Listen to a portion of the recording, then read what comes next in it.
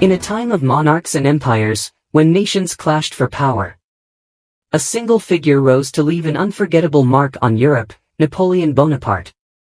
A young soldier from Corsica, Napoleon became the leader who redefined the fate of nations and spread a revolutionary fire across the continent. But how did one man's ambition ignite wars that reshaped Europe's borders, challenged the mightiest empires, and influenced leaders for centuries? From brilliant strategies on the battlefield to the dramatic fall that led him into exile, Napoleon's life was as intense as his dreams of a grand empire. His rapid rise to power and the far-reaching influence of his vision forever altered the map of Europe and the lives of millions. Yet, with all his triumphs and reforms, his ambition became his greatest test, leading him down a path as dramatic as his victories. To understand why Napoleon Bonaparte became such a ruthless figure, we must first explore his early life. What events and experiences shaped him into the ambitious leader he became? Born on the island of Corsica in 1769, Napoleon grew up in a modest family. His father was a lawyer, and his mother was a strong-willed woman who instilled a sense of ambition in him from a young age. Despite facing financial struggles, his family valued education, which allowed him to attend a military academy in mainland France. However, the harsh realities of his early life, including discrimination for his Corsican heritage and the political chaos of revolutionary France, played significant roles in shaping his character. These experiences ignited a desire for power and recognition, pushing him to rise above his circumstances. As he climbed the ranks in the military, Napoleon's strategic brilliance and ambition caught the attention of influential leaders. His early victories and the challenges he faced only fueled his determination to succeed. Understanding these formative years helps us grasp the motivations behind his later actions and the ruthless decisions that defined his reign. Early life. Napoleon's family came from Italy. His father's side, the Bonapartes, was linked to a minor noble family from Tuscany that moved to Corsica in the 16th century. His mother's family, the Ramolinos, was also noble, hailing from Lombardy. Napoleon's father, Carlo Bonaparte, was a key figure in Corsican independence, fighting under Pasquale Paoli. After they were defeated, he became the island's representative to Louis XVI's court. Napoleon was born on August 15, 1769, in Ajaccio, in the family home known as Maison Bonaparte. He had an older brother, Joseph, and 6 younger siblings: Lucien, Elisa, Louis, Pauline, Caroline, and Jerome. Sadly, 5 more siblings either were stillborn or did not survive childhood. Napoleon was baptized as a Catholic and given the name Napoleon de Bonaparte. In his youth, his name was spelled in various ways, including Napoleon and Napoleon. Napoleon was born just a year after Corsica was handed over to France by the Republic of Genoa. His father fought for Corsican independence alongside Pasquale Paoli. After Corsica's defeat at the Battle of Ponte Novo in 1769, Carlo became friends with the French governor, Charles Louis de Marboeuf, who supported him and became Napoleon's godfather. Thanks to Marboeuf's help, Carlo was appointed as Corsica's representative at the court of Louis XVI, allowing Napoleon to secure a royal bursary to a military academy in France. Napoleon's mother played a crucial role in his upbringing, instilling discipline and control in his early years. In fact, Napoleon later remarked, "The future destiny of the child is always the work of the mother." His noble, though modest, background offered him better educational opportunities compared to other Corsicans of that time. At age 9, in January 1779, Napoleon moved to the French mainland and enrolled at a religious school in Autun to improve his French, since his first language was Corsican, which is a dialect of Italian. Although he became fluent in French, he still had a noticeable Corsican accent and struggled with spelling. In May of that same year, he transferred to the military academy at Brienne-le-Château, where he faced bullying from classmates due to his accent, short stature, and poor French skills. These challenges made him more reserved and melancholic, leading him to focus on his studies. An examiner noted that Napoleon was particularly good at mathematics and had a solid understanding of history and geography. suggesting that he would make an excellent sailor. One notable story from his time at school is how he led younger students to victory in a snowball fight against older students, showcasing his leadership skills. However, this story gained traction only after Napoleon became famous. During his later years at Brienne, he became a vocal supporter of Corsican nationalism and admired Pasquale Paoli. In September 1784, Napoleon was accepted into the École Militaire in Paris to train as an artillery officer. He excelled in mathematics and read widely in subjects like geography, history, and literature, but he struggled with French and German. The death of his father in February 1785 significantly affected the family's finances, forcing Napoleon to finish the 2-year course in just 1 year.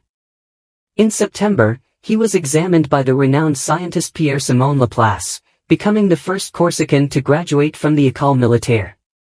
Early career. Return to Corsica. After graduating in September 1785, Napoleon Bonaparte became a second lieutenant in the La Fère artillery regiment. He served in Valence and Auxonne until the French Revolution began in 1789. During this time, he often took leave to return to Corsica, where he felt a growing sense of Corsican nationalism. In September 1789, he returned to Corsica and actively supported the French revolutionary cause. In July 1790, Pasquale Paoli, a leader of Corsican independence, came back to the island. However, Paoli had no sympathy for Napoleon, viewing his father as a traitor for abandoning the fight for Corsican independence. Napoleon found himself in the middle of a complicated struggle involving royalists, revolutionaries, and Corsican nationalists. He became a supporter of the Jacobins and joined the pro-French Corsican Republicans who opposed Paoli's plans for Corsican secession. In 1792, he was given command of a battalion of Corsican volunteers and was promoted to captain in the regular army. Even though he had overstayed his leave and there were disputes between his volunteers and the French garrison in Ajaccio. In February 1793, Napoleon participated in a failed French expedition to Sardinia. Afterward, there were accusations that Paoli had sabotaged the mission and that his government was corrupt. As a result, the French National Convention declared Paoli an outlaw. In early June, Napoleon and 400 French soldiers attempted to capture Ajaccio from Corsican volunteers. But they failed, and Paoli's supporters gained control of the island. When Napoleon learned that the Corsican Assembly had condemned him and his family, the Bonapartes fled to Toulon on the French mainland to escape the growing dangers in Corsica. Siege of Toulon. Bonaparte's military career and relationships. After Bonaparte returned to his regiment in Nice, he became the captain of a coastal artillery battery. In July 1793, he published a pamphlet called Le Souper de Beaucaire, Supper at Beaucaire, to show his support for the National Convention, which was heavily influenced by the Jacobins. By September, with help from fellow Corsican Antoine Christophe Saliceti, Bonaparte was appointed artillery commander of the Republican forces sent to reclaim Toulon, which was occupied by British and Allied forces. He quickly increased the number of artillery units and devised a plan to capture a hill fort that would give the Republican forces an advantage over the British. The successful assault on December 16 to 17 led to the recapture of the city. This victory brought Bonaparte to the attention of powerful figures, including Augustin Robespierre, the younger brother of the prominent Jacobin leader Maximilien Robespierre. Bonaparte was promoted to brigadier general and put in charge of coastal defenses. By February 1794, he became the artillery commander of the Army of Italy and started making plans to attack the Kingdom of Sardinia. Bonaparte's strategy was put into action during the Second Battle of Sorgo in April 1794, which allowed the French army to advance and capture Ormia in the mountains. From there, they moved west to flank the Austro-Sardinian positions near Sorge. After this campaign, Augustin Robespierre sent Bonaparte on a mission to the Republic of Genoa to assess the country's stance toward France. After Maximilien Robespierre fell from power in July 1794, Bonaparte's connections with the Jacobins made him politically suspect. He was arrested on August 9 but released 2 weeks later. He was tasked with planning attacks on Italian positions as part of France's ongoing war with Austria. In March 1795, he participated in an attempt to retake Corsica from the British. But the French forces were repelled by the Royal Navy. During this time, Bonaparte entered into a romantic relationship with Désirée Clary, whose sister, Julie, had married Bonaparte's older brother, Joseph.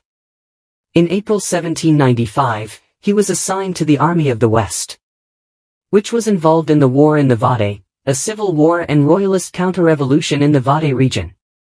This new role as an infantry commander was seen as a demotion from his previous position as an artillery general, so he claimed poor health to avoid the posting. During this period, he wrote a romantic novella titled Clisson-et Eugenie, which reflected his own relationship with Clary. In August, he secured a position with the Bureau of Topography, where he worked on military planning. On September 15, he was removed from the list of generals in regular service because he refused to serve in the Vade campaign. He requested a transfer to Constantinople to offer his services to Sultan Selim III.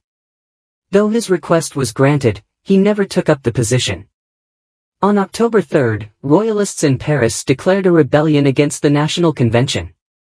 Paul Barras, a leader of the Thermidorian reaction, remembered Bonaparte's success at Toulon and appointed him second in command of the forces defending the convention at the Tuileries Palace. Bonaparte recalled witnessing the massacre of the king's Swiss Guard during the insurrection of August 10, 1792, and understood that artillery would be crucial for defense. He ordered a young cavalry officer, Joachim Murat, to seize cannons and place them in strategic locations. On October 5, 1795, known as 13 Vendémiaire and 4 in the French Republican calendar, he fired on the rebels using canister shots, which later became known as a whiff of grape shot. The violent suppression resulted in the deaths of approximately 300 to 1,400 rebels. Bonaparte's decisive role in quelling the rebellion earned him and his family favor with the new government, the French Directory. On October 26, he was promoted to commander of the Army of the Interior, and by January 1796, he was appointed head of the Army of Italy. Shortly after the Vendémiaire uprising, Bonaparte began a romantic relationship with Josephine de Beauharnais, who had previously been the mistress of Barras. Josephine was born in the French colonies in the Lesser Antilles, and her family owned slaves on sugar plantations. The couple married on March 9, 1796, in a civil ceremony. Following their marriage, Bonaparte began to refer to himself as Napoleon Bonaparte, instead of the Italian version, Napoleon di Bonaparte. First Italian campaign. 2 days after marrying Josephine, Napoleon Bonaparte left Paris to take charge of the Army of Italy. He aimed to defeat the Kingdom of Sardinia in Piedmont quickly before their allies, the Austrians, could come to their aid. During the Montenotte campaign, he achieved a series of victories, forcing the Piedmontese out of the war in just 2 weeks. After that, the French focused on the Austrians and laid siege to the city of Mantua. The Austrians attempted to break the siege with several offensives, but Bonaparte successfully defeated each one. He won important battles at Castiglione, Bassano, Arcole, and Rivoli. The victory at Rivoli in January 1797 was particularly significant, leading to the collapse of Austrian power in Italy. In this battle, Austria suffered heavy losses, with around 43% of its soldiers killed, wounded, or captured. Following the Rivoli victory, the French forces pushed into the heart of Austrian territory. In 1796, the French had suffered defeats in southern Germany at the hands of Archduke Charles. However, after learning about Bonaparte's advance, Charles withdrew his troops to protect Vienna. During their first encounter, Bonaparte pushed Charles back and moved deeper into Austrian land after winning the Battle of Tarvis in March 1797. Alarmed by the rapid French advance, which brought them close to Vienna, the Austrians sought peace. On April 18, 1797, the preliminary Peace of Leoben was signed, giving France control over most of northern Italy and parts of the Low Countries, along with a promise to divide the Republic of Venice with Austria. Bonaparte marched toward Venice and forced its surrender, ending more than 1,100 years of Venetian independence. He also allowed the French to take valuable treasures, including the famous horses of Saint Mark. During the Italian campaign, Bonaparte's forces captured 150,000 prisoners, 540 cannons, and 170 standards. The French army fought in 67 battles and won 18 significant ones, thanks to advanced artillery and Bonaparte's strategic planning. He also collected an estimated 45 million French pounds in money and valuable items from Italy, including 12 million pounds in precious metals and jewels, as well as over 300 paintings and sculptures. As he gained success on the battlefield, Bonaparte became more influential in French politics. He founded two newspapers, one for his troops and another for readers in France. Royalists criticized him for the looting of Italy and warned that he might become a dictator. On September 4, he supported a coup d'état, known as the Coup of 18 Fructidor, which removed royalists from the legislative councils. This event solidified the control of Barras and his Republican allies but made them more reliant on Bonaparte. He then finalized peace terms with Austria through the Treaty of Campo Formio. Bonaparte returned to Paris on December 5, 1797, hailed as a hero. Shortly after, he met with Charles Maurice de Talleyrand, France's foreign minister, and took command of the Army of England for a planned invasion of Britain. Egyptian expedition. After 2 months of planning, Napoleon Bonaparte decided that France's navy wasn't strong enough to challenge the British Royal Navy. Instead, he chose to lead a military expedition to seize Egypt. This would disrupt British trade routes to India and establish a French presence in the Middle East. Bonaparte aimed to ally with Tipu Sultan, the Sultan of Mysore, who was an enemy of the British. He promised the French Directory that once he conquered Egypt, he would build relations with Indian princes and together attack British possessions. In May 1798, Bonaparte was elected to the French Academy of Sciences. His Egyptian expedition included a team of 167 scientists, including mathematicians, naturalists, chemists, and geodesists. They made significant discoveries, including the Rosetta Stone, and published their findings in a work titled Description de l'Égypte in 1809. On June 9, 1798, Bonaparte and his fleet reached Malta, which was under the control of the Knights Hospitaller. The Grand Master, Ferdinand von Hompesch zu Bolheim, surrendered without much resistance, allowing Bonaparte to capture an important naval base with minimal losses, only 3 men. Bonaparte successfully evaded the Royal Navy and landed at Alexandria on July 1. He fought the Battle of Shubra Khit against the Mamluks, the ruling military class of Egypt, which helped his forces prepare for the more significant Battle of the Pyramids on July 21. Located about 24 kilometers, 15 miles, from the pyramids, Bonaparte's army, consisting of 25,000 soldiers, faced a similar number of Mamluk cavalry. The battle resulted in the deaths of 29 French soldiers and about 2,000 Egyptians, significantly boosting the morale of the French troops. However, on August 1, 1798, the British fleet, led by Sir Horatio Nelson, captured or destroyed almost all of the French ships in the Battle of the Nile, leaving only 2 vessels intact. This loss prevented Bonaparte from reinforcing his position in the Mediterranean. Although his army achieved a temporary boost in power in Egypt, it also faced constant uprisings. In early 1799, Bonaparte led an army of 13,000 soldiers into the Ottoman province of Damascus, covering areas like Syria and Galilee. He successfully captured coastal towns such as Arish, Gaza, Jaffa, and Haifa. The attack on Jaffa was especially brutal. Upon discovering that many defenders were former prisoners of war, Bonaparte ordered the execution of the garrison and around 1,500 to 5,000 prisoners by bayonet or drowning. For 3 days, men, women, and children were robbed and killed. During his campaign, Bonaparte's army faced heavy losses.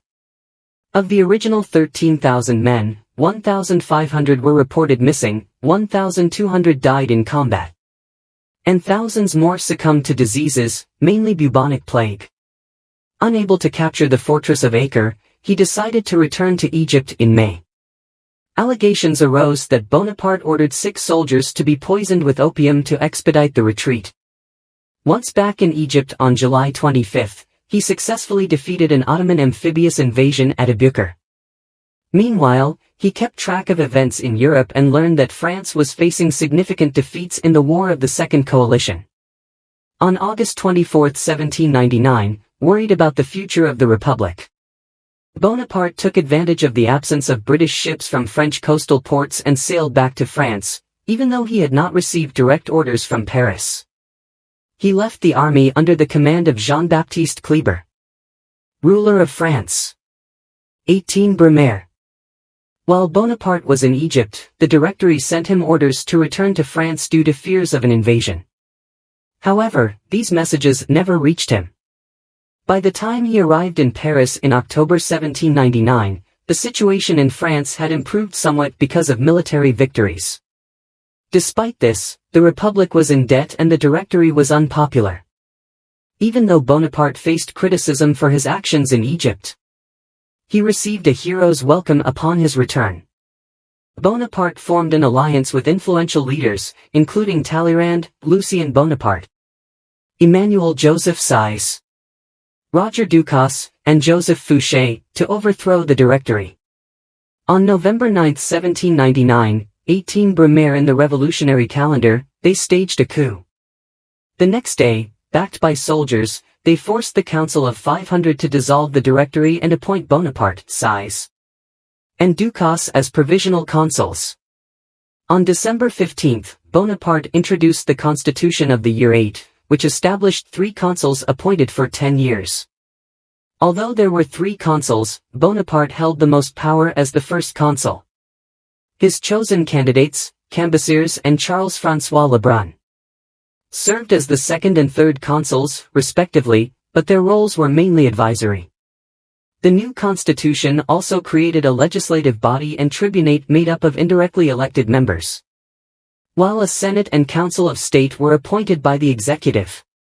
A plebiscite on February 7, 1800, approved the new constitution, with official counts showing over 3 million in favor and only 1,562 against. However, Lucien Bonaparte had manipulated the count to make it appear that more people supported the constitution than actually did. Historians describe Bonaparte's regime in various ways, including dictatorship by plebiscite, absolutist rule disguised in contemporary ideals, and soft despotism. Bonaparte concentrated power in the central government by reforming local and regional administrations. He also introduced censorship, closing down many opposition newspapers to silence dissent. Revolts from royalists and regional groups were met with a mix of amnesty for those who surrendered and harsh punishment for those who resisted. To improve state finances, Bonaparte secured loans by promising to protect private property, raise taxes on tobacco, alcohol, and salt, and collected levies from satellite republics controlled by France. Believing that a victorious peace was essential for his regime's stability, Bonaparte led an army across the Swiss Alps into Italy in May 1800. His goal was to surprise the Austrian forces that had taken control of Italy during his absence in Egypt. After a tough crossing, the French captured Milan on June 2. On June 14, the French faced an Austrian army led by Michael von Melas at the Battle of Marengo.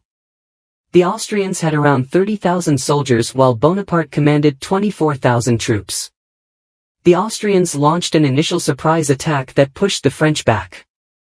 However, reinforcements arrived late in the day, allowing the French to turn the battle in their favor. The Austrian army retreated, leaving 14,000 casualties behind. The following day, the Austrians signed an armistice, agreeing to leave northern Italy. When peace talks with Austria broke down, Bonaparte resumed fighting in November. A French army under General Moreau achieved a significant victory over the Austrians in Bavaria at the Battle of Hohenlinden in December. This led to Austria's surrender and the signing of the Treaty of Lunéville in February 1801. Which confirmed and expanded French territorial gains from previous agreements. Bonaparte's success at Marengo boosted his popularity and political power. However, he remained concerned about royalist conspiracies and Jacobin influence within the army. Several assassination attempts, including the Dagger plot in October 1800 and the plot of the Rue Saint-Nicaise 2 months later, provided him with reasons to arrest around 100 suspected Jacobins and royalists. Some were executed, while others were sent to penal colonies. Temporary peace in Europe. After 10 years of conflict, France and Britain signed the Treaty of Amiens in March 1802, ending the Revolutionary Wars. According to the treaty, Britain agreed to pull out from most of the colonies it had recently taken from France and its allies, while France promised to leave Naples. In April, Bonaparte celebrated the peace in his Concordat of 1801 with Pope Pius VII. This agreement meant that the Pope recognized Bonaparte's government. And in return, the government acknowledged Catholicism as the main religion in France. As part of a move toward unity, Bonaparte offered forgiveness to many émigrés, allowing them to return to France if they wished. With Europe at peace and the economy improving, Bonaparte became more popular both at home and abroad. In May 1802, the Council of State suggested holding a new vote, asking the French people to make Napoleon Bonaparte consul for life. This was the first time his first name was officially used by the government. About 3.6 million people voted yes, while only 8,374 voted no. Around 40% to 60% of eligible voters participated, marking the highest turnout for a vote since the Revolution. Although France regained some of its overseas colonies through the Treaty of Amiens, it did not control them all. The French National Convention had abolished slavery in February 1794, but in May 1802, Bonaparte reinstated it in the recovered colonies, except for Saint-Domingue and Guadeloupe, where former slaves were in control. A French military force under Antoine Richepanse managed to take back Guadeloupe, and slavery was reintroduced there on July 16. Saint-Domingue was the most valuable colony, producing sugar, coffee, and indigo, but it was led by the former slave Toussaint Louverture. Bonaparte dispatched an expedition led by his brother-in-law, General Leclerc, to reclaim the colony. They arrived in February 1802 with 29,000 troops. Although Toussaint was captured and sent to France in July, the expedition ultimately failed due to diseases and defeats against the rebel leader Jean-Jacques Dessalines. By May 1803, Bonaparte accepted defeat, and the last 8,000 French soldiers left the island. The former slaves then declared Haiti an independent republic in 1804.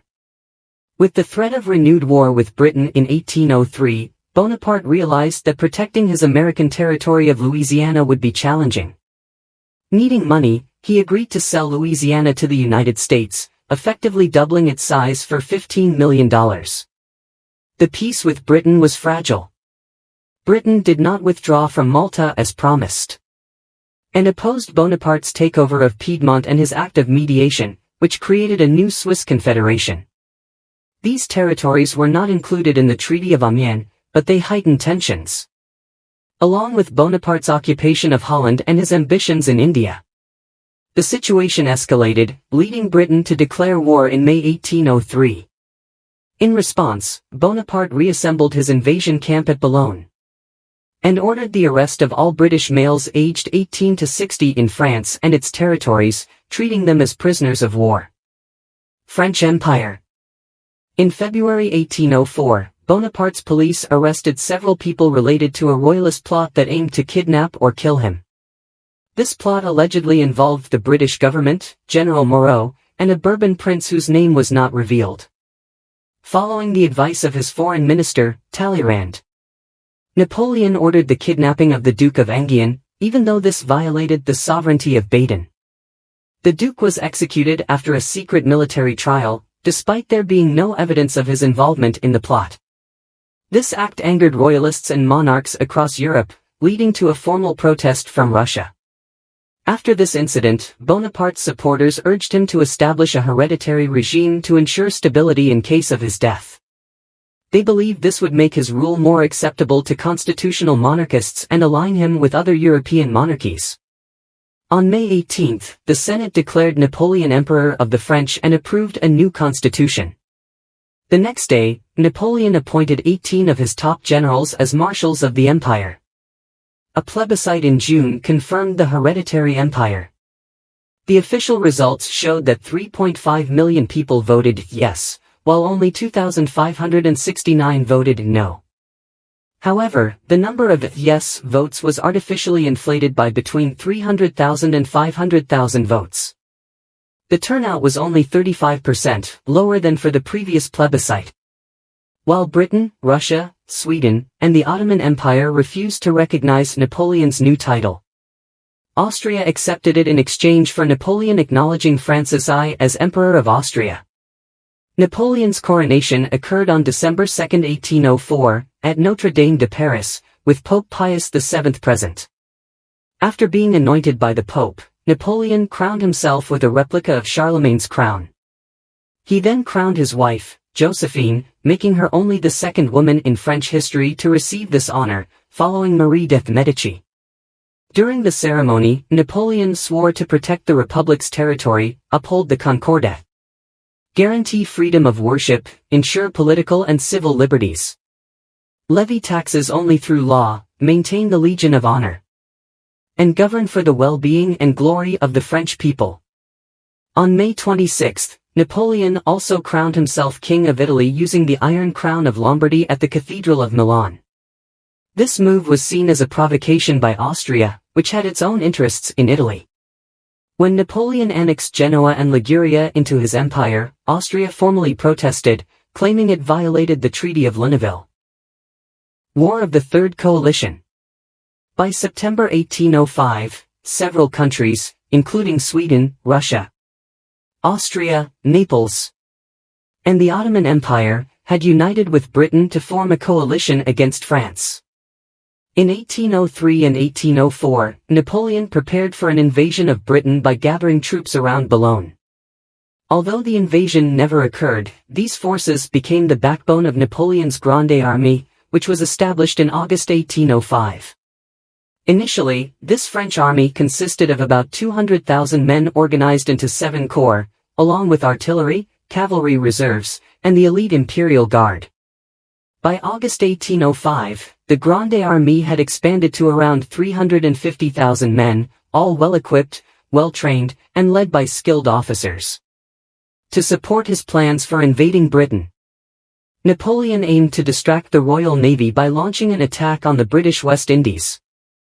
However, this strategy fell apart after the British victory at the Battle of Cape Finisterre in July 1805. French Admiral Villeneuve retreated to Cadiz instead of coordinating with French naval forces at Brest to launch an attack on the English Channel. As the threat of invasion loomed from his continental enemies, Napoleon abandoned his plans for England and focused on defeating the isolated Austrian armies in southern Germany before their Russian allies could arrive in large numbers.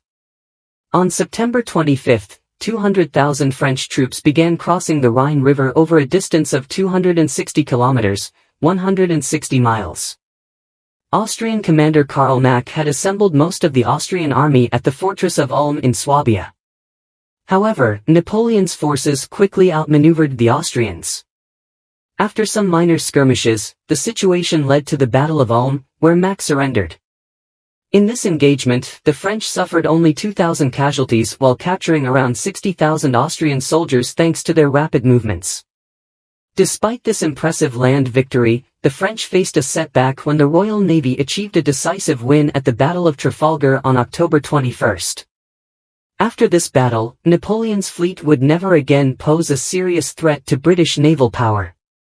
In November, French forces occupied Vienna, seizing 100,000 muskets, 500 cannons, and the intact bridges across the Danube River.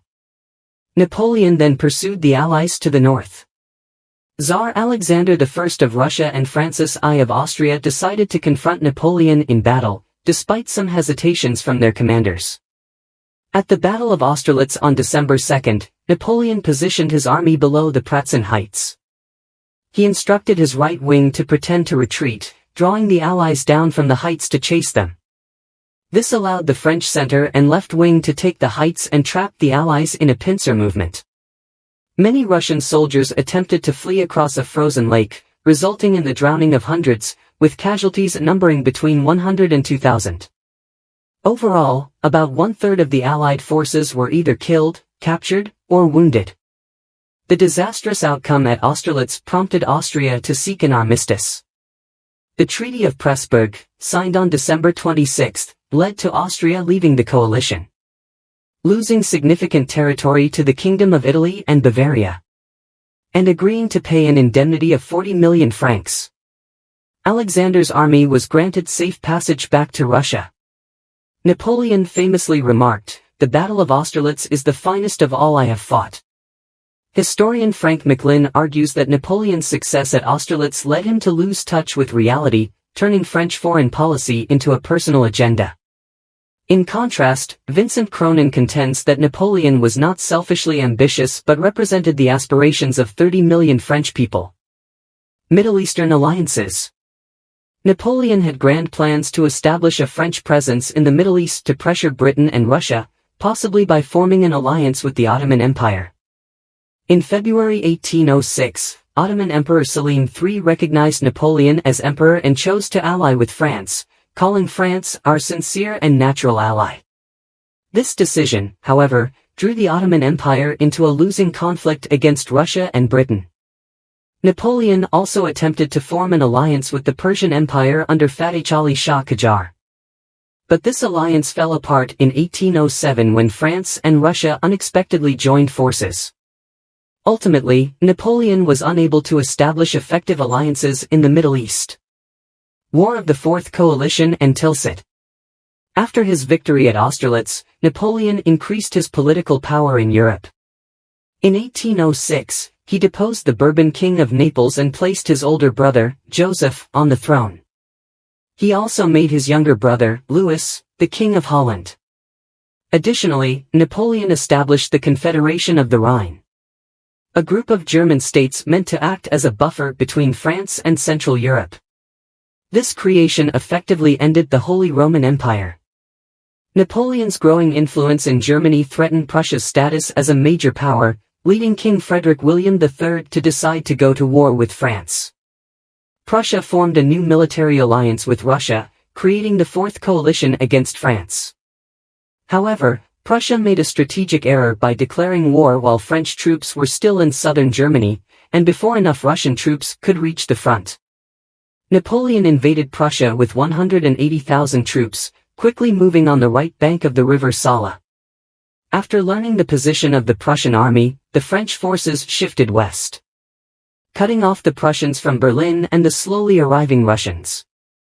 During the twin battles of Jena and Auerstedt on October 14, the French decisively defeated the Prussians, causing significant casualties. With several key commanders either dead or injured, the Prussian king struggled to lead his army effectively, which soon fell apart. In the following month, the French captured 140,000 soldiers and over 2,000 cannons. Despite their overwhelming defeat, the Prussians refused to negotiate with the French until the Russians could join the fight. Following his victory, Napoleon began to impose the continental system, which aimed to prevent European nations from trading with Britain. He issued the Berlin Decree in November 1806, but this system was often ignored during his reign. In the months that followed, Napoleon marched against the advancing Russian armies in Poland, and fought a bloody stalemate at the Battle of Eylau in February 1807. After a period of regrouping for both sides, the war resumed in June with an indecisive battle at Heilsberg. On June 14, Napoleon achieved a significant victory at the Battle of Friedland, where he decimated about 30% of the Russian army. This defeat led the Russians to seek peace with the French. The two emperors began negotiations on June 25 in the town of Tilsit, meeting on a raft in the middle of the river Niemen, which marked the division between French and Russian territories. Napoleon offered Tsar Alexander I relatively mild terms, asking Russia to join the continental system, withdraw its troops from Wallachia and Moldavia, and hand over the Ionian Islands to France. In contrast, Prussia faced severe consequences. It lost half of its territory and population and endured a 2-year occupation that cost approximately 1.4 billion francs. From the territories taken from Prussia, Napoleon created the Kingdom of Westphalia, ruled by his younger brother Jerome, and the Duchy of Warsaw. The harsh treatment of Prussia at Tilsit created lasting resentment towards France in that country. The treaty was also unpopular in Russia, putting pressure on Alexander to end the alliance with France. Nevertheless, the treaties of Tilsit provided Napoleon with a break from conflict and allowed him to return to France, which he had not seen in over 300 days. Peninsular War and Erfurt. After the treaties of Tilsit, Napoleon shifted his focus to Portugal, which was hesitant to fully enforce the blockade against its ally, Britain. On October 17, 1807, with the permission of Spain, 24,000 French troops under General Junot crossed the Pyrenees and advanced towards Portugal to enforce the blockade. By November, Junot had occupied Lisbon, but the Portuguese royal family had already fled to Brazil with their fleet. In March 1808, a palace coup in Spain forced King Carlos IV to abdicate in favor of his son, Fernando VII. The following month, Napoleon summoned both Carlos and Fernando to Bayonne, where he pressured them to give up their claims to the Spanish throne in May. He then placed his brother Joseph on the Spanish throne as king. By this time, around 120,000 French troops were stationed in the Iberian Peninsula, and there was widespread opposition in Spain to the French occupation and the removal of the Spanish Bourbons. On May 2, an uprising against the French broke out in Madrid and quickly spread across Spain. Despite facing severe French repression, this uprising transformed into a prolonged conflict. In July, Joseph traveled to Madrid and was proclaimed King of Spain on July 24. However, after hearing news of a French defeat at the hands of regular Spanish forces in the Battle of Bailén, Joseph fled the city just a few days later. In August, a British force landed in Portugal and defeated the French at the Battle of Vimeiro on August 21. Following this, the French were forced to leave Portugal under the Convention of Sintra. The defeats at Bailén and Vimeiro convinced Napoleon that he needed to take personal command of the campaign in the Iberian Peninsula. Before heading to Spain, he sought to strengthen his alliance with Russia, hoping Tsar Alexander would commit to declaring war on Austria if Austria attacked France. At the Congress of Erfurt in October 1808, Napoleon and Alexander agreed to recognize Russia's conquest of Finland and called for Britain to stop its war against France. However, Alexander did not provide a solid commitment regarding a war with Austria. On November 6, Napoleon arrived in Vitoria and took command of 240,000 French troops. After winning several battles against Anglo-Spanish forces, he retook Madrid on December 4. He then pursued the British forces, who were eventually evacuated from Corunna in January 1809. Napoleon left for France on January 17, leaving Joseph in charge of Spain. After the 1808 campaign, Napoleon never returned to Spain. In April 1809, the British sent another army under Arthur Wellesley, later known as the Duke of Wellington. This British, Portuguese, and Spanish force engaged the French in a series of prolonged conflicts. Meanwhile, a brutal guerrilla war erupted across much of the Spanish countryside, with both sides committing atrocities. Napoleon later described the Peninsular Campaign as the unlucky war that ruined me. It tied up approximately 300,000 French troops from 1808 to 1812. By 1814, the French had been driven from the Iberian Peninsula, suffering over 150,000 casualties during the campaign. War of the Fifth Coalition. The overthrow of the Spanish Bourbons raised concerns in Austria about Napoleon's ambitions, prompting Austria to consider going to war. In the early morning of April 10, 1809, the Austrian army crossed the Inn River and invaded Bavaria. However, the Austrian advance was disorganized, and they could not defeat the Bavarian army before the French managed to gather their forces. Napoleon arrived from Paris on April 17 to lead the French campaign. During the Battle of Eckmühl, he was slightly wounded in the heel, but the Austrians were forced to retreat across the Danube River. The French occupied Vienna on May 13, but most of the city's residents had fled, and the retreating Austrian army had destroyed all 4 bridges across the river. On May 21, the French attempted to cross the Danube, leading to the Battle of Ospernessling.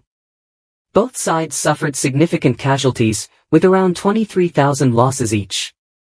This battle was reported as a defeat for Napoleon in European capitals and damaged his image of invincibility. After 6 weeks of preparation, Napoleon made another attempt to cross the Danube. During the Battle of Wagram on July 5 to 6, the Austrians were forced to retreat. But both sides experienced heavy losses, with around 37,000 to 39,000 casualties. The French caught up with the retreating Austrians at Znaim on July 10, and the Austrians signed an armistice on July 12. In August, a British force landed in Holland but lost about 4,000 men, mainly due to illness, before withdrawing in December. The Treaty of Schönbrunn was signed in October 1809 and was harsh for Austria, which lost significant territory and over 3 million subjects. France gained Carinthia, Carniola, and the Adriatic ports of Trieste and Fiume, Rijeka. The part of Poland that Austria annexed in the Third Partition in 1795, known as West Galicia, was given to the Polish-ruled Duchy of Warsaw. The former Archbishopric of Salzburg became part of Bavaria. Austria was also required to pay an indemnity of 200 million francs and to reduce its army to 150,000 men. To strengthen his dynasty and position in Europe, Napoleon decided to marry into a major royal house after his union with Josephine did not produce any children. In November 1809, he announced his decision to divorce Josephine, and the marriage was annulled in January 1810. Although he initially sought to marry Tsar Alexander's sister Anna, he turned to Austria when the Tsar stated she was too young. A marriage with the Austrian emperor's daughter, Marie-Louise, was quickly arranged. The marriage was formalized in a civil ceremony on April 1 and a religious service at the Louvre the following day. This marriage was viewed as a shift in French policy towards stronger ties with Austria, moving away from the already strained relationship with Russia. On March 20, 1811, Marie-Louise gave birth to an heir, François Charles Joseph Napoleon, who was titled King of Rome. With the annexation of the Papal States in May 1809 and February 1810, as well as Holland in July 1810 and parts of northern coastal regions of Westphalia in August 1810, mainland France expanded its territory. At this point, Napoleon ruled about 40% of the European population either directly or through his satellite kingdoms. Invasion of Russia. Tsar Alexander viewed several actions by Napoleon as efforts to contain Russia. These included the creation of the Grand Duchy of Warsaw, Napoleon's marriage alliance with Austria, and the election of French Marshal Bernadotte as Crown Prince of Sweden. In December 1810, Napoleon annexed the Duchy of Oldenburg, which angered Alexander because his uncle was the Duke. In response, the Tsar allowed neutral shipping into Russian ports while banning most imports from France. Both sides were suspicious of each other. Russia feared that Napoleon aimed to restore the Kingdom of Poland, while Napoleon suspected Russia was seeking an alliance with Britain against France. By late 1811, Napoleon was planning an invasion of Russia. A Franco-Prussian alliance formed in February 1812 required Prussia to provide 20,000 troops for the invasion. Austria also agreed to send 30,000 men. Napoleon's multinational army, called the Grande Armée, consisted of about 450,000 frontline troops, with roughly one-third being native French speakers. Napoleon referred to this invasion as the Second Polish War, but he did not promise an independent Poland to avoid upsetting his allies in Austria and Prussia. On June 24, Napoleon's troops crossed the Niemen River into Russian territory, aiming to lure the Russian army into one or two decisive battles. However, the Russians retreated 320 kilometers east to the Dwina River, adopting a scorched earth policy. This made it harder for the French to find food for their soldiers and horses.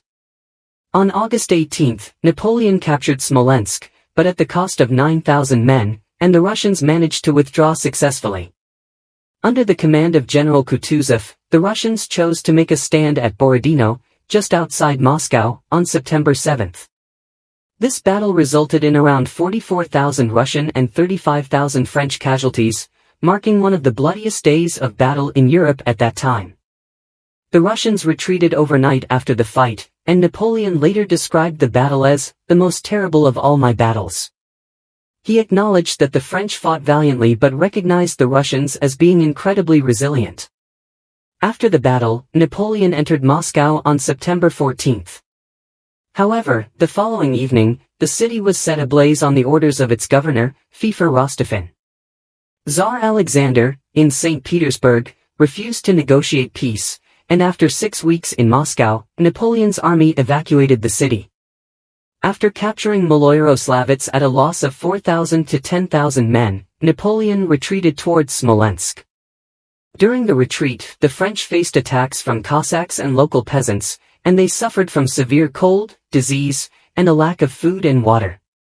By November 9, only about 40,000 to 50,000 troops reached Smolensk, losing around 60,000 men in just 3 weeks.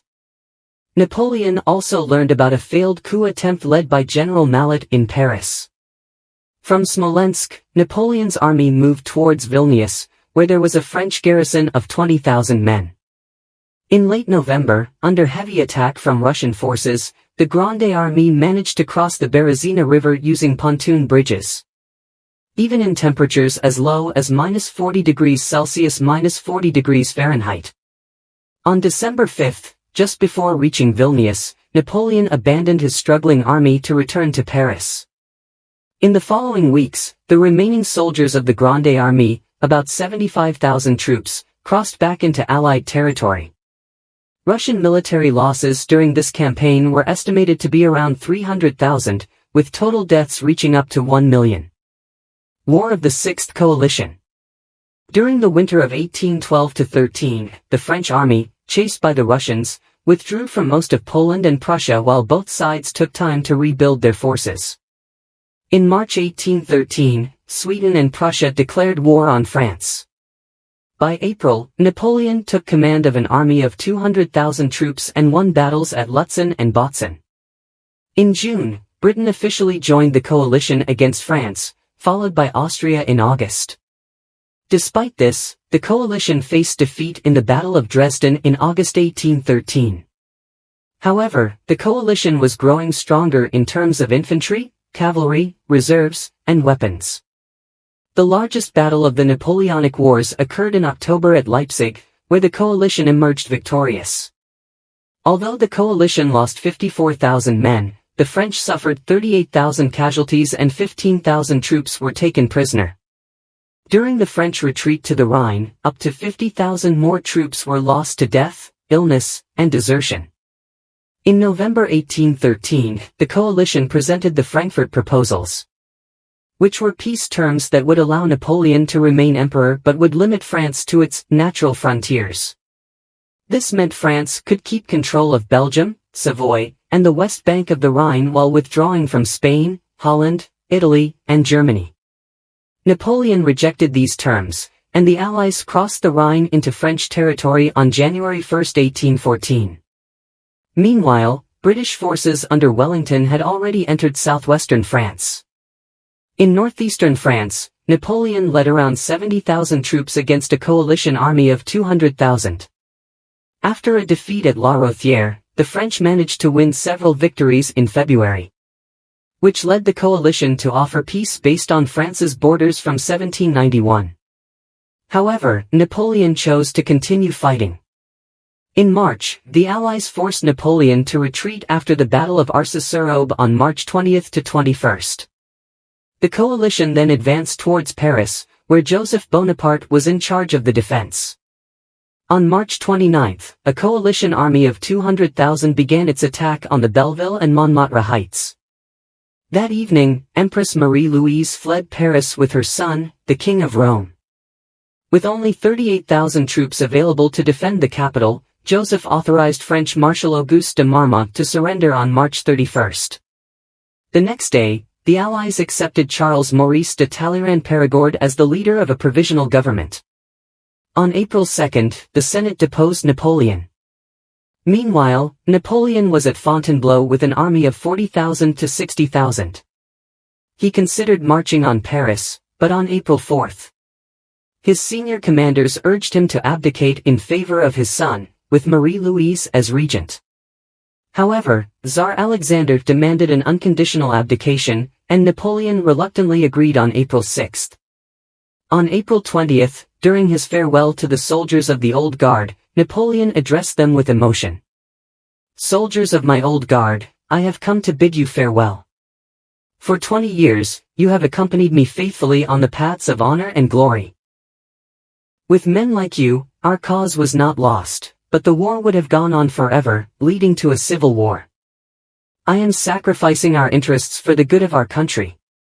Do not mourn my fate. If I have chosen to live on, it is to serve our glory. I wish to write the history of the great deeds we have accomplished together. Farewell, my children." Exile to Elba. On April 11, 1814, the Treaty of Fontainebleau was signed, leading to Napoleon's exile to Elba, a small island in the Mediterranean with about 12,000 residents, located 10 kilometers, 6 miles, off the Tuscan coast. The Allies made him the sovereign of the island. That same night, Napoleon tried to take his own life using poison he had kept since his retreat from Moscow. Unfortunately, the poison had lost its potency over time, so he survived and was sent to Elba, while his wife and son found refuge in Austria. Napoleon arrived on the island aboard the HMS Undaunted and stepped onto Elba on May 4, 1814. In his initial months there, he started planning various improvements for the island, including administrative reforms, building projects, and enhancements to mining and agriculture. However, he faced financial difficulties that limited what he could achieve. When he learned that Josephine had died in France on May 29, he was heartbroken and locked himself in his room for 2 days. Napoleon was aware that King Louis XVIII of France was not well liked. He also understood that his wife and son would not join him in exile and that he was cut off from the funds promised to him by the Treaty of Fontainebleau. Rumors circulated that he would be sent to a distant island in the Atlantic Ocean. On February 26, 1815, he escaped from Elba using the brig Inconstant, along with about 1,000 men and 7 ships. 100 days. On March 1, 1815, Napoleon and his followers landed at Golfe-Juan on the French mainland. They made their way to Grenoble through the foothills of the Alps, following a route now known as Route Napoleon. On March 7, the 5th Regiment confronted him just south of Grenoble. Approaching the battalion alone, Napoleon declared, "Here I am. Kill your emperor, if you wish." The soldiers responded by shouting, "Vive l'Empereur," and they joined him. Just 6 days later, 5,000 troops led by Michel Ney, who had boasted about capturing Napoleon, also switched sides and joined him. On March 13, the Congress of Vienna declared Napoleon an outlaw. 4 days later, Great Britain, Russia, Austria, and Prussia each pledged to send 150,000 soldiers to end his rule. However, Louis XVIII fled Paris for Belgium early on March 20, realizing he lacked enough loyal troops to oppose Napoleon. That evening, Napoleon entered Paris. Upon his return, Napoleon formed a new government and introduced constitutional changes, which were approved by a plebiscite in May. That same month, a Chamber of Representatives was indirectly elected based on a limited property franchise. Napoleon's main focus was to raise an army to confront the coalition. But since the law prohibited conscription, he managed to gather only about 300,000 men, mainly inexperienced recruits and National Guards. On June 12, Napoleon led around 124,000 troops, known as the Army of the North, into Belgium. His goal was to separate the British forces, commanded by Wellington and totaling 112,000 troops, from Gebhard Leberecht von Blücher's Prussian army of 130,000. After battles at Ligny and Quatre Bras, Napoleon faced Wellington at the Battle of Waterloo on June 18. Wellington's forces held firm against repeated French attacks. And as the afternoon wore on, Blücher's Prussians arrived on Napoleon's right flank. The coalition forces broke through Napoleon's lines, resulting in a devastating defeat for him. Upon returning to Paris, Napoleon found that the legislature had turned against him. Realizing his position was no longer secure, He abdicated on June 22 in favor of his son. He left Paris 3 days later and went to Josephine's former palace at Château de Malmaison. By June 28, the Prussian army had reached Senlis, just north of Paris. When Napoleon learned that the Prussian troops had orders to capture him, whether dead or alive, he fled to Roquefort in Charente-Maritime, contemplating an escape to the United States. However, he discovered that British ships were blockading the port, leading him to surrender to Frederick Louis Maitland on the HMS Bellerophon on July 15, 1815. Exile on St. Helena. After his surrender, Napoleon was held in British custody and sent to the island of St. Helena. Located in the Atlantic Ocean, about 1,870 kilometers, 1,010 nautical miles, from the west coast of Africa. He and 27 followers arrived at Jamestown, St. Helena, in October 1815 aboard HMS Northumberland. While there, Napoleon was guarded by a garrison of 2,100 soldiers, and a squadron of 10 ships patrolled the waters to prevent any escape attempts. Although there were rumors of escape plots, no serious attempts were made during his time on the island. Initially, Napoleon spent 2 months at a pavilion in Briars before being moved to Longwood House, a wooden bungalow with 40 rooms. The location and condition of the house were poor. It was damp, windy, infested with rats, and unhealthy. The British newspaper, The Times, published articles suggesting that the government was trying to hasten his death. Napoleon frequently complained about his living conditions in letters to the island's governor, Hudson Lowe. His attendants also reported issues like colds, catarrhs, damp floors, and poor provisions. Despite his captivity, Napoleon insisted on maintaining imperial formality. When he held dinner parties, guests were expected to dress in military uniforms, and women wore evening gowns and jewelry, which highlighted the contrast between his former glory and his current situation. He formally received visitors, read, and dictated his memoirs and commentaries on his military campaigns.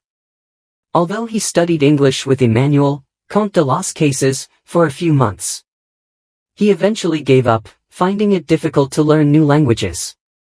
Napoleon circulated reports about his mistreatment in hopes of swaying public opinion to force the Allies to revoke his exile on St. Helena. Under orders from the British government, Lowe reduced Napoleon's spending, refused to recognize him as a former emperor, and required his supporters to sign a guarantee to remain with him indefinitely. In March 1817, reports of mistreatment led to a debate in the British Parliament, sparked by Henry Vassall Fox, 3rd Baron Holland, who called for an inquiry. In mid-1817, Napoleon's health began to decline.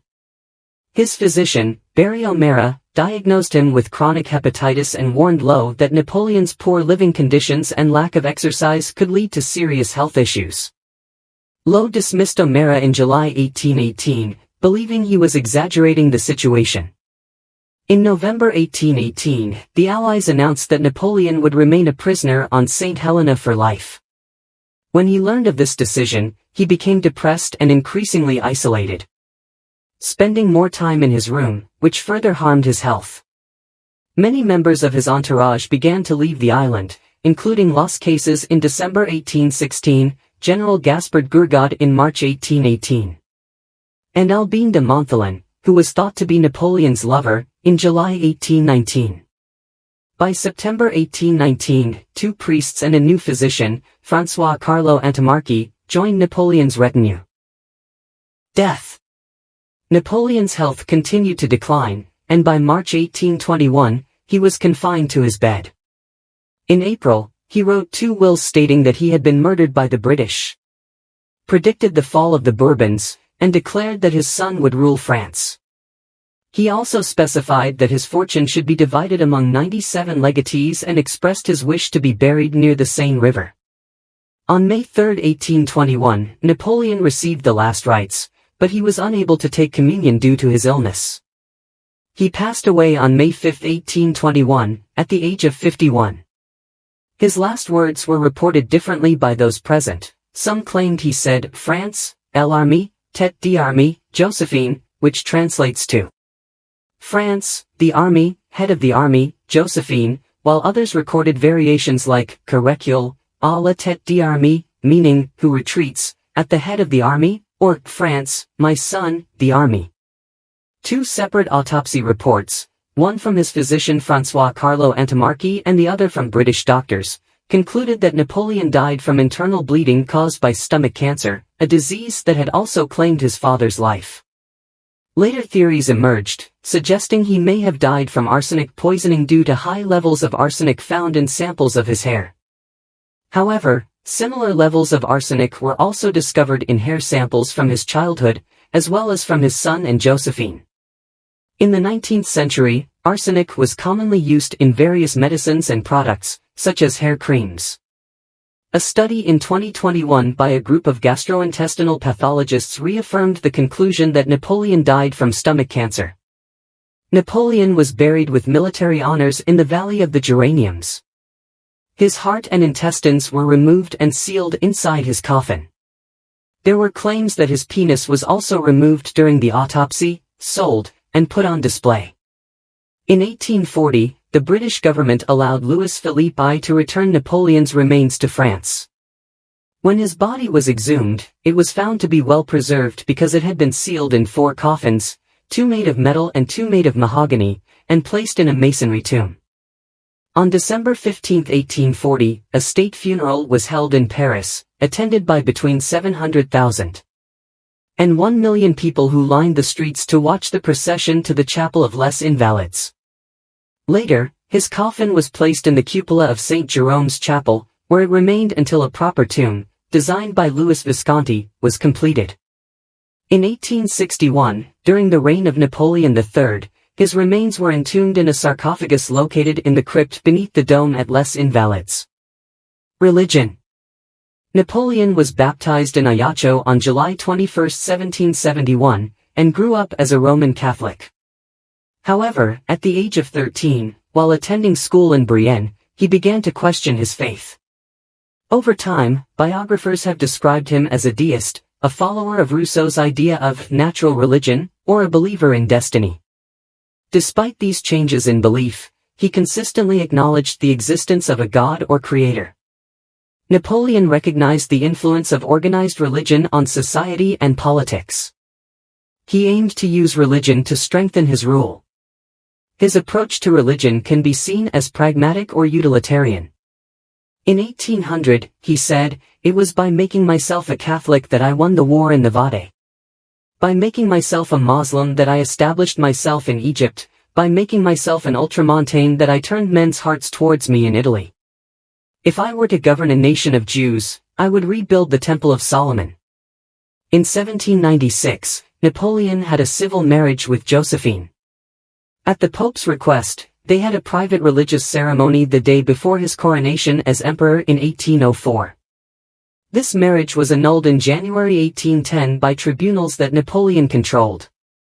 In April 1810, he married Austrian Princess Marie-Louise in a Catholic ceremony. In 1809, he was excommunicated by the Pope through a decree called Quum Memoranda. In his will, written in 1821, he declared, "I die in the Apostolic Roman religion, in the bosom of which I was born, more than 50 years since." Napoleon had an interest in Islam and the East, and he read the Quran in translation. He even defended Muhammad, calling him a great man in response to Voltaire's criticism of him. Concordat of 1801. In an effort to reconcile the revolutionaries and Catholics, Napoleon and Pope Pius VII reached an agreement known as the Concordat of 1801. This agreement recognized the Catholic Church as the dominant church in France. In return, the Church recognized Napoleon's government, which weakened the support for royalists. The Concordat confirmed that the Church would not regain the lands and endowments it had lost during the Revolution. But it did reintroduce state salaries for clergy. The government was also given control over the appointment of bishops, who would then be confirmed by the Pope. Bishops and other clergy were required to swear an oath of loyalty to Napoleon's regime. When the Concordat was published on April 8, 1802, Napoleon also introduced another set of laws called the Organic Articles. These laws further increased the government's control over the French Church. Similar agreements were made with the Church in other territories under Napoleon's control, particularly in Italy and Germany. Arrest of Pope Pius VII. Napoleon progressively took control of the Papal States starting in 1805. After he captured Rome in May 1809, the Pope excommunicated him the following month.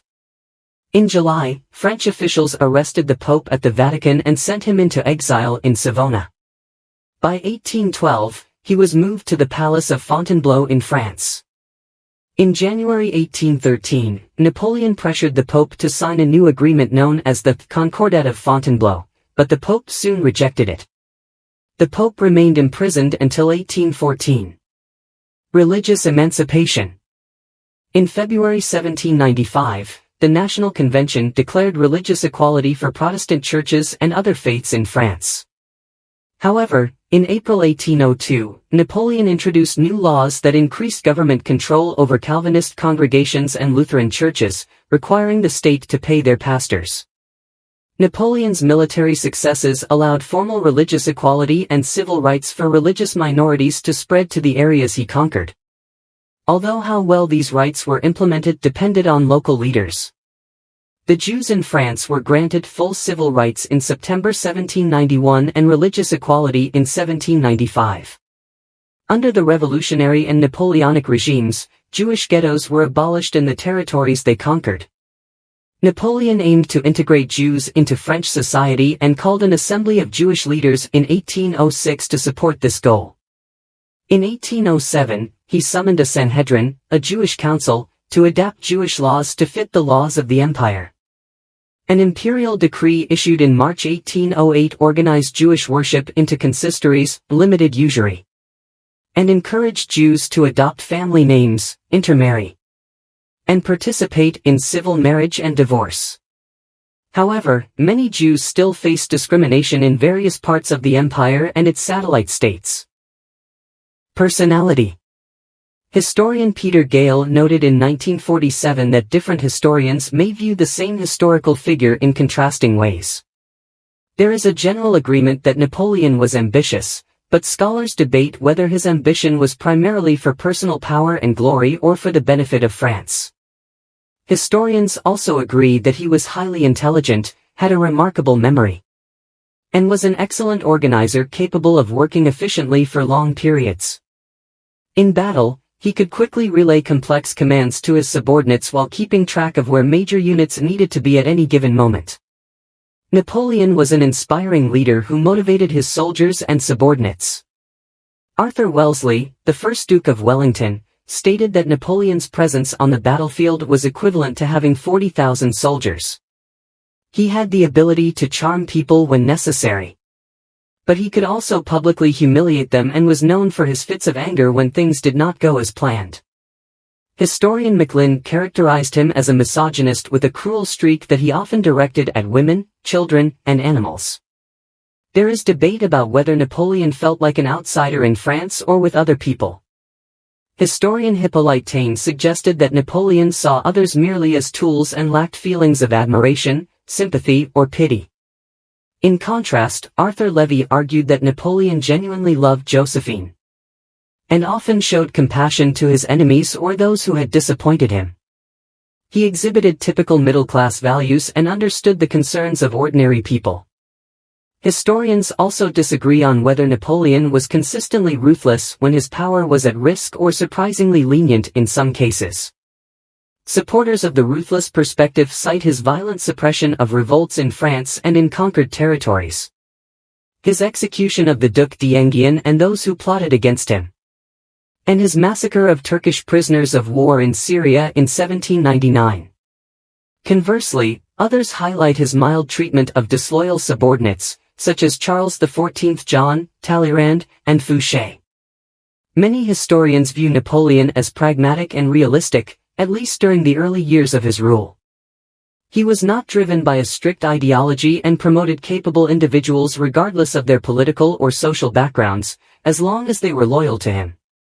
As an expert in military matters, he valued technical skills and took the advice of experts in various fields seriously. However, once he gained dominance over Europe, he became less tolerant of differing opinions and surrounded himself with sycophants. By the end of his reign, he lost some of his realism and ability to compromise. Some historians describe Napoleon as having a dual nature, a rationalist with a strong romantic side. He took a team of scholars, artists, and engineers with him to Egypt to study its culture and history scientifically, yet he was also captivated by romantic ideas of the East. He famously said, "I was full of dreams. I saw myself founding a religion, marching into Asia. Riding an elephant, a turban on my head and in my hand a new Quran that I would have composed to suit my need." Napoleon was also superstitious. He believed in omens, numerology, fate, and lucky stars, often asking his generals whether they felt lucky. Historian Dwyer states that victories at Austerlitz and Jena in 1805 and 1806 made him even more convinced of his destiny and invincibility. He once boasted, "I am of the race that founds empires," seeing himself as an heir to the ancient Romans. Various psychologists have attempted to explain Napoleon's personality. Alfred Adler used him as an example to illustrate the idea of an inferiority complex, suggesting that short individuals may develop over-aggressive behavior to compensate for their height. This idea gave rise to the term Napoleon complex. Adler, along with Erich Fromm and Wilhelm Reich, attributed some of Napoleon's nervous energy to possible sexual dysfunction. Harold T. Parker speculated that Napoleon's rivalry with his older brother and bullying experiences when he moved to France contributed to an inferiority complex that made him domineering. Appearance and image. In his early years, Napoleon Bonaparte was often described as small and thin. Johann Ludwig Wurtemberger, who spent time with him in 1797 and 1798, noted that Napoleon appeared rather slight and emaciated-looking. He had a very thin face and a dark complexion, with black hair that hung down over both shoulders. Despite his thin and somewhat unkempt look, Wurtemberger remarked that Napoleon's expression was serious and powerful.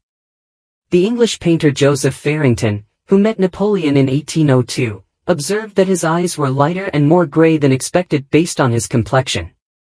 Farrington also mentioned that Napoleon was below average height and that he seemed milder in appearance than he had imagined. As Napoleon aged, he gained weight and developed a sallow complexion.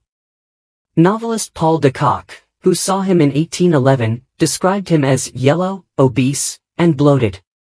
During the Napoleonic Wars, the British press portrayed Napoleon as a dangerous tyrant ready to invade. Children were warned through nursery rhymes that he would eat naughty kids, presenting him as a bogeyman figure. He was often mocked as a short-tempered little man and given the nickname Little Boney. In reality, he was about 170 centimeters, 5 feet 7 inches, which was average height for the time. Napoleon is frequently depicted wearing a large bicorn hat turned sideways and making a hand-in-waistcoat gesture. This pose became famous due to a painting created by Jacques-Louis David in 1812. As we reflect on the life of Napoleon Bonaparte, we see a man who was not just a military genius but also a complex personality. From his early years as a slight, ambitious young man to his rise as Emperor of the French, Napoleon's journey is a testament to his relentless drive and determination. He transformed Europe, leaving a legacy that is still felt today. But beyond the conquests and reforms, Napoleon was a figure of contradictions, an inspiring leader who could also be ruthless, a visionary who sometimes lost sight of the human cost of his ambitions. Understanding his story helps us grasp the complexities of power and the impact one individual can have on the world. With that said, thanks for watching. Don't forget to like, share, and subscribe for more content. Until next time.